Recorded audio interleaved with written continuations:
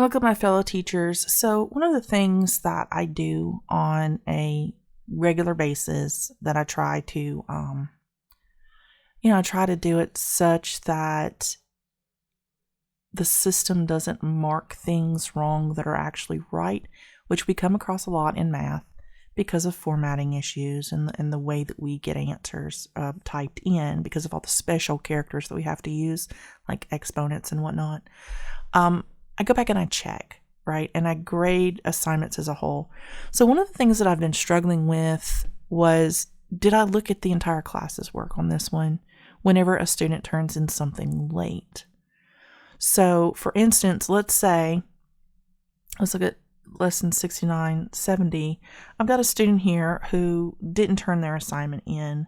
And then if they ask to have it turned back on and then they do it and they submit it, I may forget, right, that they asked to have it turned back on. I may see that asterisk or whatever it is there that says somebody submitted something and forget, oh, I've already graded that whole class, because what I'll do is I'll come back in and I'll say grade manually because you see not everybody got 100%.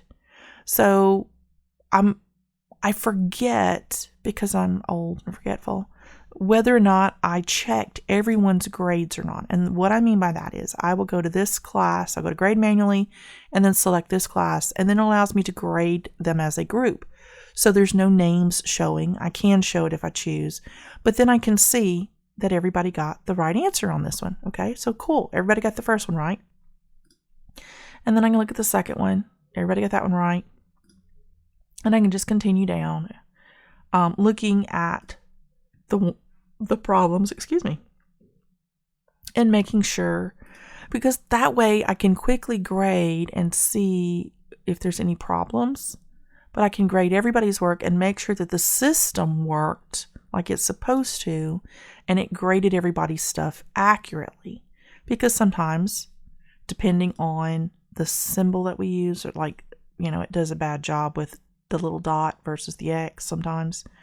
So then I can see if it actually did it right. So this person didn't use a decimal.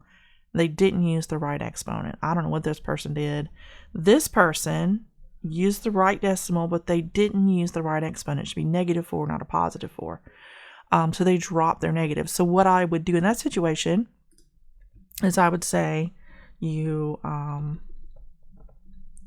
dropped the negative from your exponent.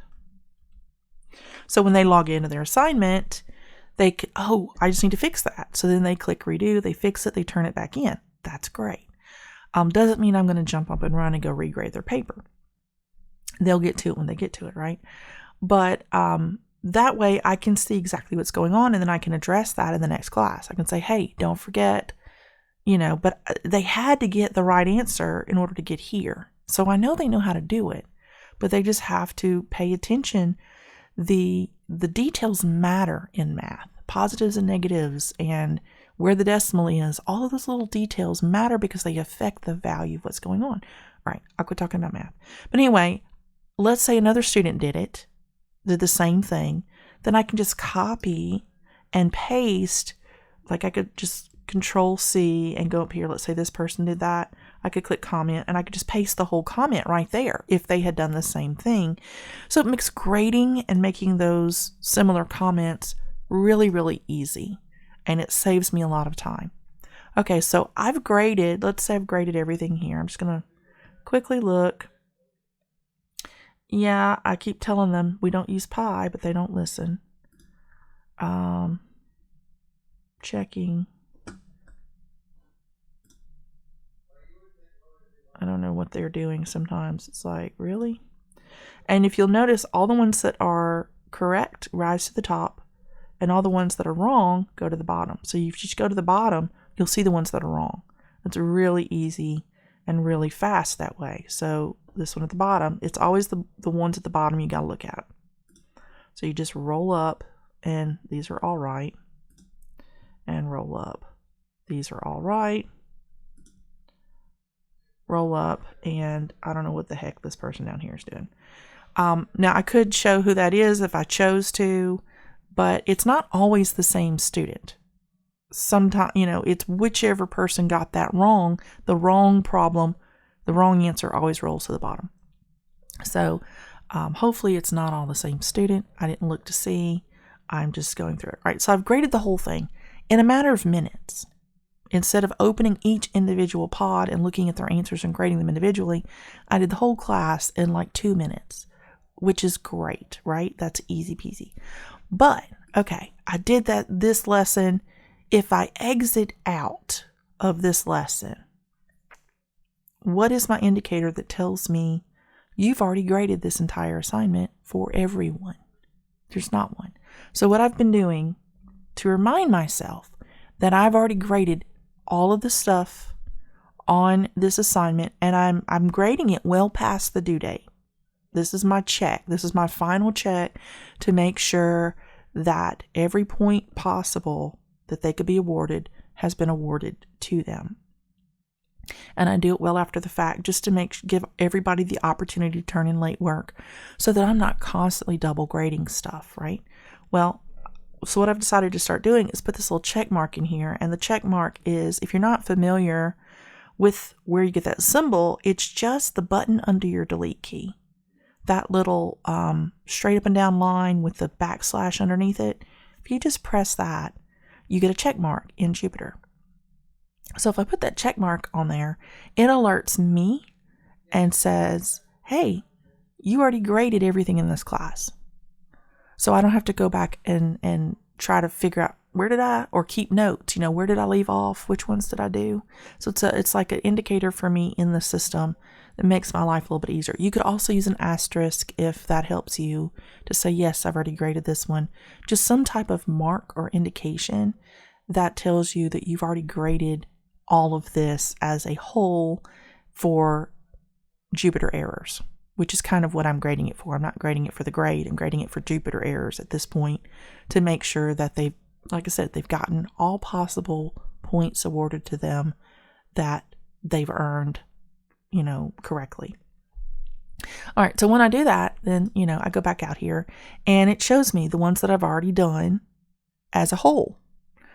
The other thing that this does for me is all of a sudden, let's say somebody turns in something really late, right? Really late. Let's say they turned in something for January 2nd now, beginning of February.